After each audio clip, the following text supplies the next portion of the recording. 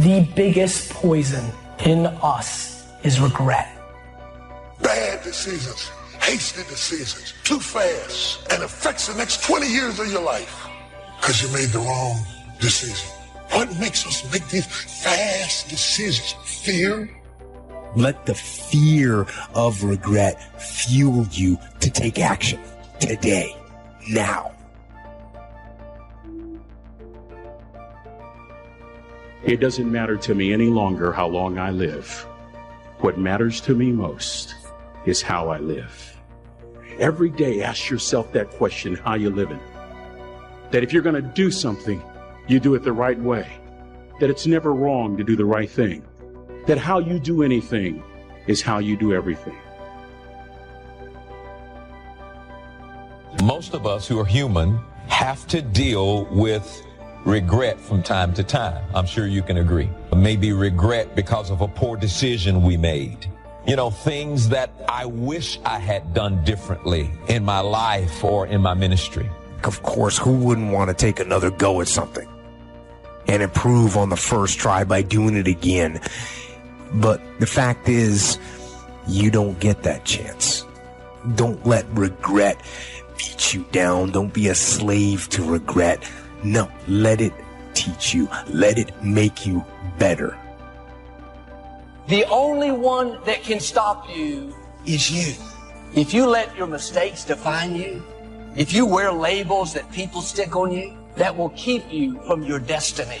And when someone keeps bringing up your past mistakes, trying to get you to live condemned, you can't stop them from putting labels on you, but you can take them right off. My past is over.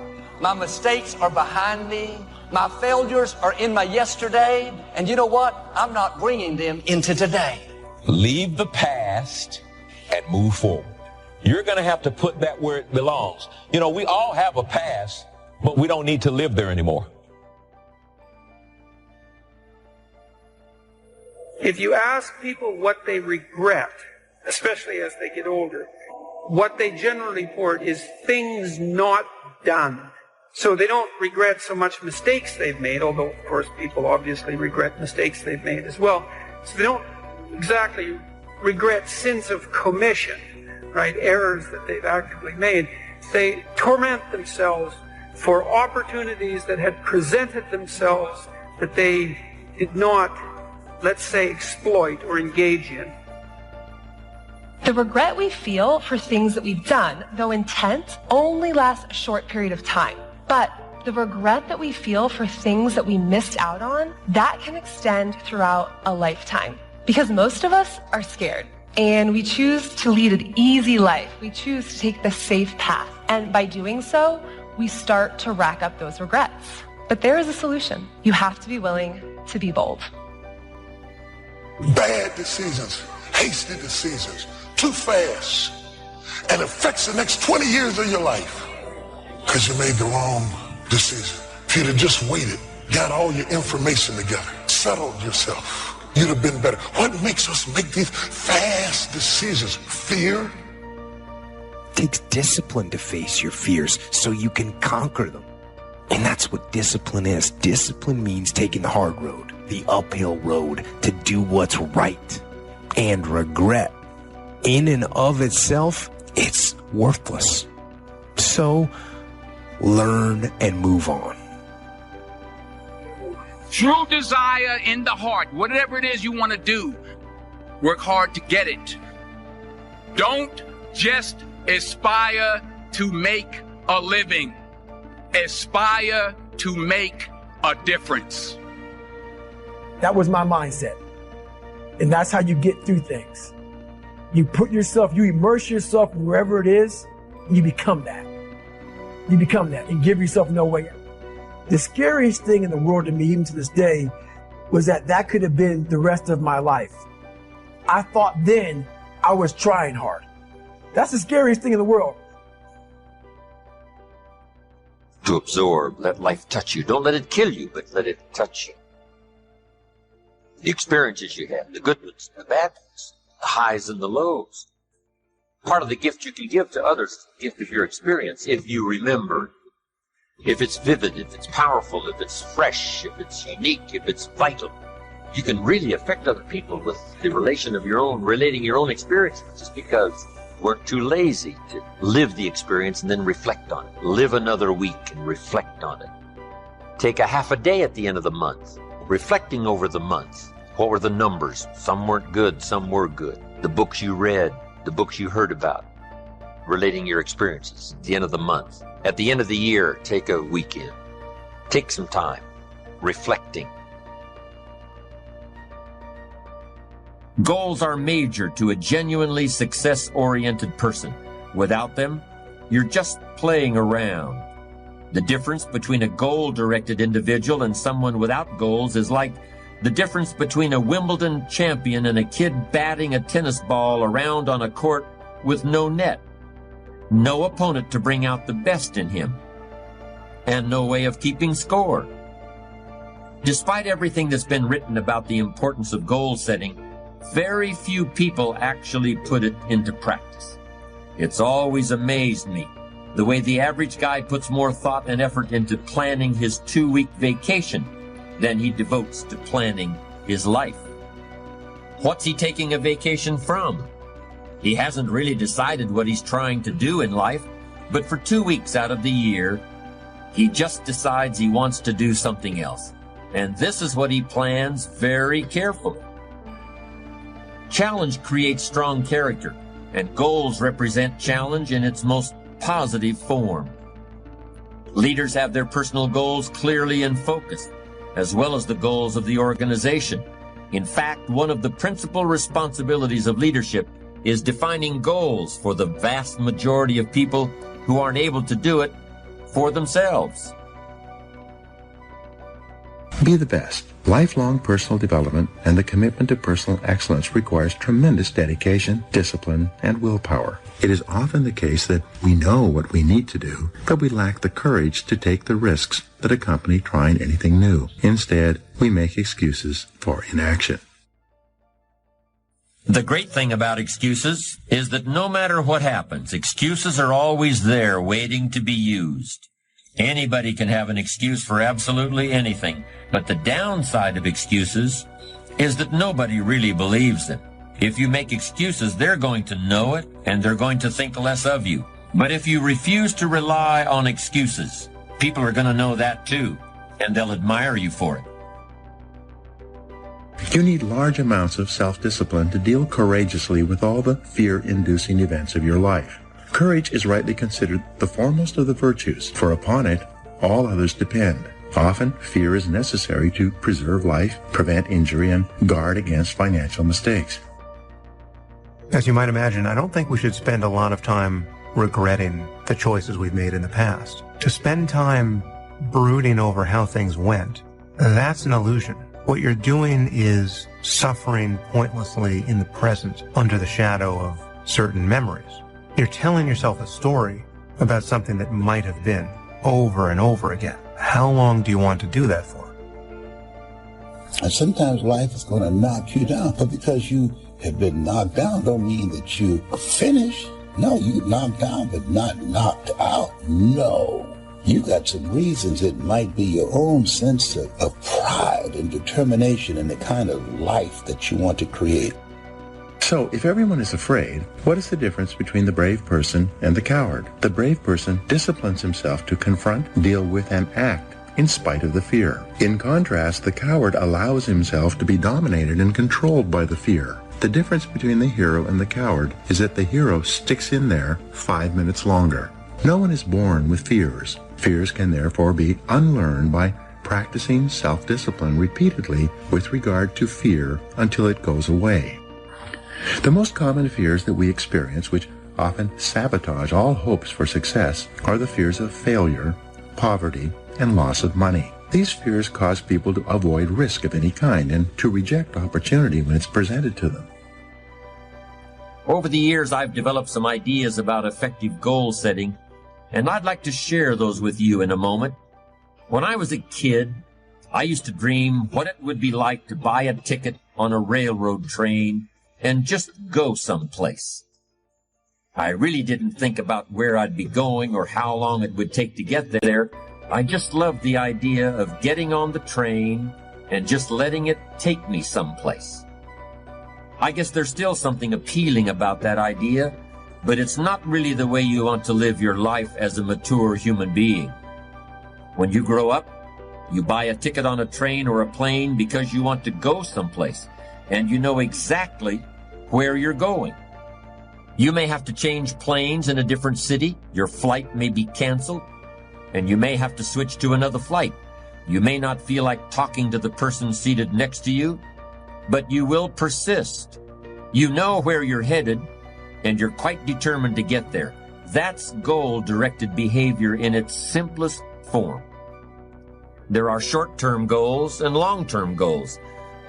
Long-term goals are the equivalent of a major journey.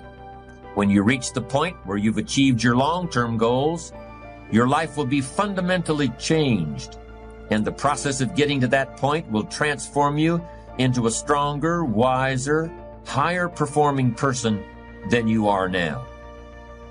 How can you identify your long-term goals? On a sheet of paper or in a notebook, write these 5 headings. Number 1, what do I want to do? Number 2, what do I want to be? Number 3, what do I want to see? Number 4, what do I want to have? And number 5, where do I want to go?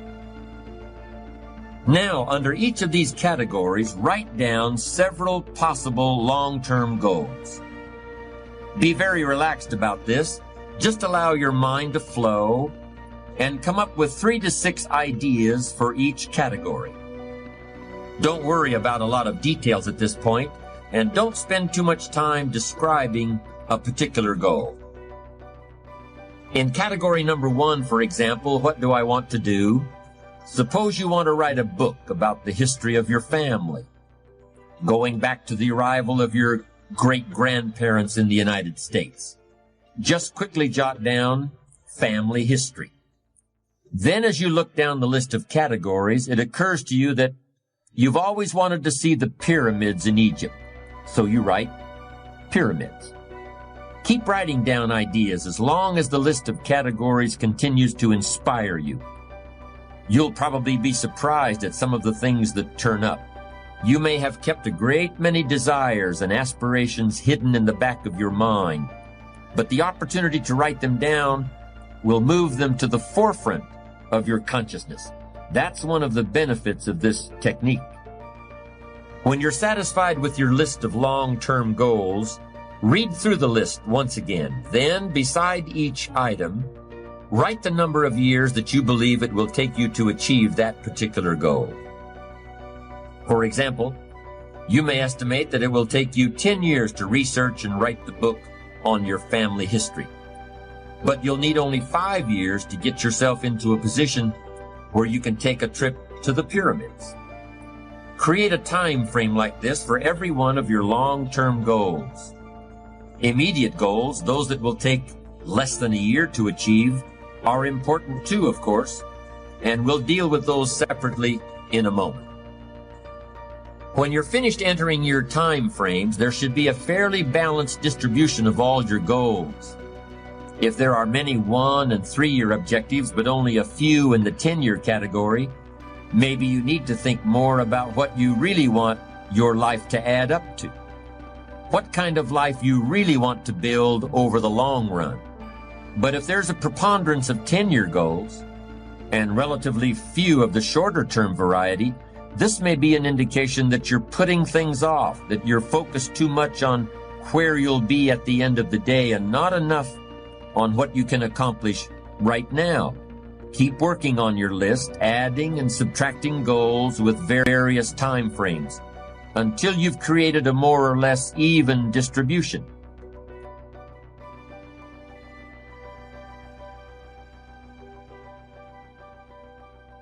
How many times have you had a great idea, didn't do anything about it, and then a year later someone did something about it, made a lot of money, got the promotion, etc.?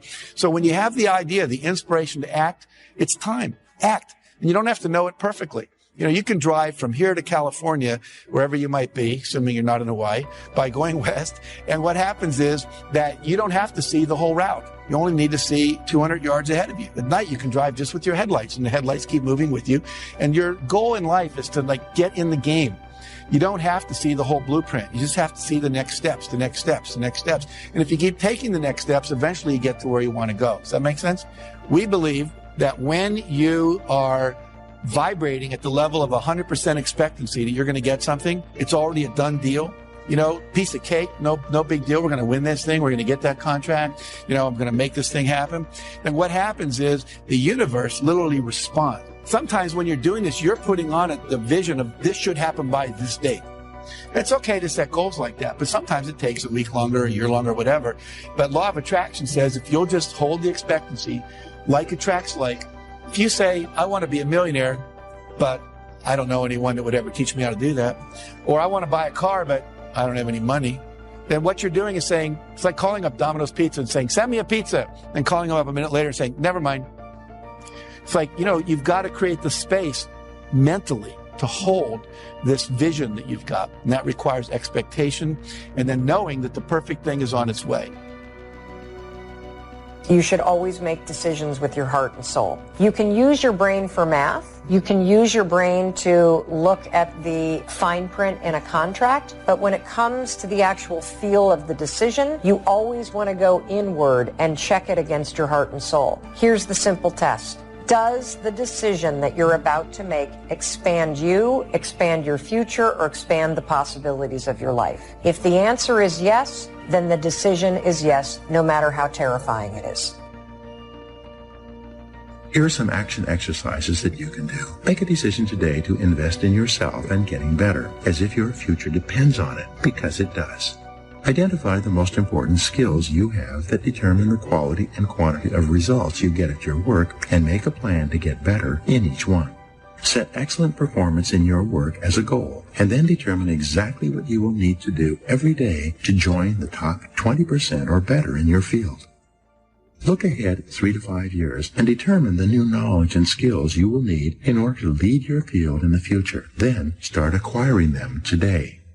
If you could wave a magic wand and become absolutely excellent, which one skill would have the greatest impact on your earning ability? Whatever your answer, set that skill as a goal, make a plan, and work on it every day. Commit yourself today to lifelong learning and never let a day go by without getting better in some area. Now comes the really challenging and interesting part. So far, you've just been adding things to the list, but now it's time to start making some selections. Now you're going to start asking yourself what's really important compared to what might just be sort of fun. Choose 4 goals from each of the 4 time frames, 1 year, 3 year, 5 year, and 10 year. Now you have 16 separate goals. So far, you've only referred to them in shorthand fashion. But now you're going to start seeing them very, very clearly in your mind's eye. You're going to see each goal just as if it were being realized this very minute. And you're going to write down a detailed description of exactly what you see. Do you intend to open a handmade furniture store in 3 years? What will the store look like from the street out front? Will there be gold leaf lettering on the windows? Or will there be a sign hanging over the door instead? How many square feet will the store contain? Will there be a showroom area for the furniture in front and a workspace in back?